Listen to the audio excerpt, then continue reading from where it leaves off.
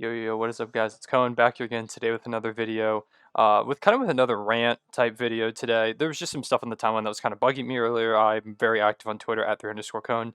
If you didn't already come from there, I feel like most people did come from Twitter, but if you didn't, that's my Twitter. It's in the description below. I'm on there all the time. It's my most active platform, so go check me out.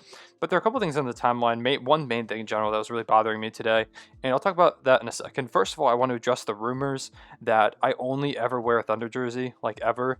I am not. I'm currently not wearing a Thunder jersey. I'm wearing my Called Game hoodie. Shout out to Kenny.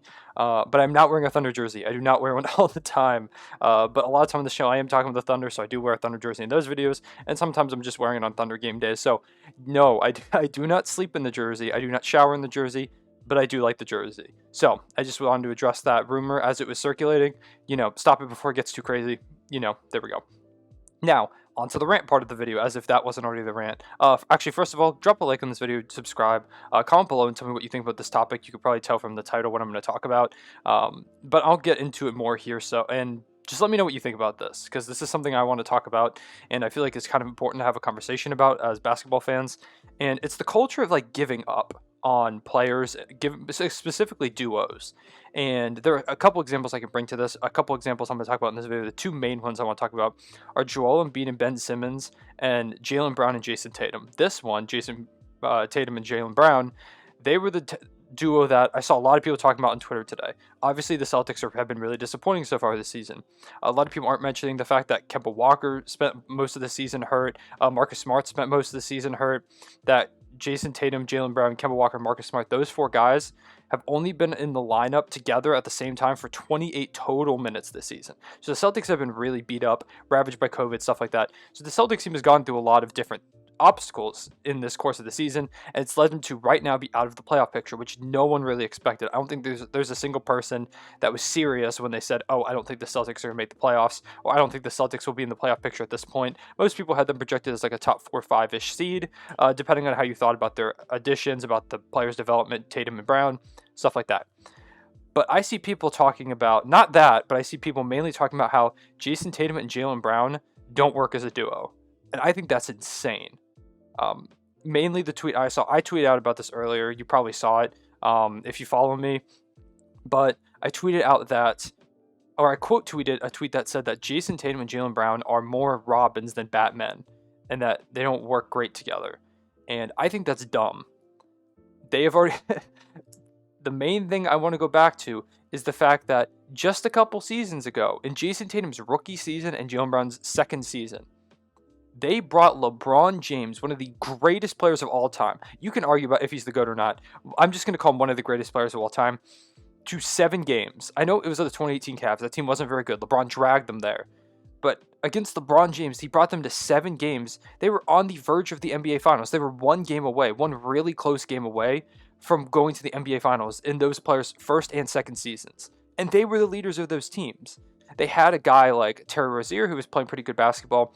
They had Al Horford who was playing pretty good basketball, but they were missing Kyrie Irving. Like he was supposed to be the star of that team, and instead these two young guys stepped up and brought them all the way, beating Philly. They just ended up in the Eastern Conference Finals, so close to being the Cavs. They just couldn't get it done. LeBron was just too much to handle. Like that was just a couple years ago. That was 2018. We're in 2021 now, so 3 years ago. Wow, that's a long time ago. I didn't realize it was that long ago. And now Jayson Tatum and Jaylen Brown are being criticized as a duo because they aren't getting it done when their team has been destroyed. Now, they are 22 and 24 years old. Tatum 22, Brown 24. They're super young. And we've kind of got a culture now in the NBA where if you aren't really, really good, like by like 21, 22, you're a bust. Now, both these players are very good and have been good since those ages, but it also gives like super high expectations. I think that 2018 Finals run kind of gave people too high of expectations for this team. Now, they're growing. These players are both improving. They're both all-stars for the first, or Jaylen Brown getting his first all-star appearance, Jayson Tatum adding another all-star appearance. Just recently today, Kevin Durant was listed as out for the all-star game, so Jayson Tatum is now an all-star starter. Like, they're really, really good. And it's just all the talk about how they're not enough. And I know the Celtics team isn't very good, but there's so many other things you can point to rather than this super young duo who are performing at all-time levels for both of them. This is probably both of their best seasons ever. and the team just isn't good enough right now. Kemba's been struggling a lot with injuries, COVID. We talked about that. The bench isn't very good. They really lack an extra playmaker without Marcus Smart, who is the defensive anchor of this team, a defensive player of the year caliber player. They lack a competent big man. Tristan Thompson, Daniel Tice are fine. I think Robert Williams doesn't get enough playtime on that team, but those are three like decent big men in a conference full of dominant paint forces. You've got a Giannis, you've got a Joel Embiid, just to name two people. Like you have a Kyrie Irving who attacks the rim, and if you don't have a paint protector, it's really hard to stop players like that. And so they don't have that, and they then therefore kind of get beat up inside defensively. Daniel Tice gets a lot of fouls. My roommate is a Celtics fan. He fondly refers to it as the war on Tice. There's just so many different factors to bring into it outside of the duo, but people love, especially like media. The talking point is the duo because they're the best players on the team. I get that they're going to talk about them, but to pinpoint them as the entire source of failure for this roster is just naive. It's just not, you're not looking at the full picture, or you're just trying to find clicks. And if that tweet that I quoted was trying to get interactions, oh well, I gave them the interactions. I didn't mean to fall into their trap, but I guess I did. And I felt fine about it because I felt like I should defend those two players who've been fantastic. Jaylen Brown is one of my favorite players in the league, so it sucks to see him getting slandered for something that's just completely not his fault. You can talk about them not elevating their teammates maybe, but from what we saw in that playoff run, I think it's very clear that they are capable of elevating their teammates. This team was in the Eastern Conference Finals just last year, and people have already forgotten about that. Like they lost in 6 games. They almost pushed the Heat to a Game 7. They went down 3-1, and they almost pushed the Heat to a Game 7. And this team is growing. There are pieces coming in and out. If you want to blame someone, you could throw blame at Danny Ainge, who hasn't honestly made enough moves to put enough talent around these two guys. But I think the biggest thing to blame is just outside factors at this point. And you can't like say like this duo doesn't work after they've made a finals, an Eastern Conference Finals. Like you just can't say that they don't work right now. I think it's way too premature. So I just want to put that out there. A great example of another duo that this happens to is Ben Simmons and Joel Embiid. And this is a duo I want to talk about as to a reason why you should not break up duos. Because if you look at that duo this offseason, after the Celtics swept the Celtics we were just talking about, swept the Sixers in the first round because the Sixers were missing Ben Simmons. Joel Embiid had a great series, but Tobias Harris didn't perform up to par, and then Ben Simmons just wasn't there. So they got swept. They really missed Ben Simmons' perimeter defense. They couldn't stop the Celtics guys, and the offseason, all I heard was, you have to split up this duo. You have to split up this duo. Joel Embiid, Ben Simmons, they don't work. And now they're the first seed in the Eastern Conference, ahead of the superpowered Nets, who are on a crazy win streak, but the Sixers keep fighting them off, and they keep winning games and holding on to that 1 seed. Now, by the end of the season, will they still have that 1 seed? I'm not sure, because they have They have some guys who might rest some games. I can see Joel Embiid getting some rest, although he is in the middle of an MVP campaign, so maybe he doesn't want to rest that much. Tobias Harris is resting. I believe he's resting today due to some soreness. He may be out till the All-Star break, I'm not sure, but they might rest some guys, they might fall that first seed, but for right now, they are the first seed in the Eastern Conference, and I'd argue right now they're the first or second best team in the East. I don't think you could argue they're lower than 2. It just depends how you feel about the Nets. I'd probably put the Nets over them right now just because of star power. So you have one of the top 2 teams in the East, but if you had listened to people in the offseason, then Ben Simmons would be gone.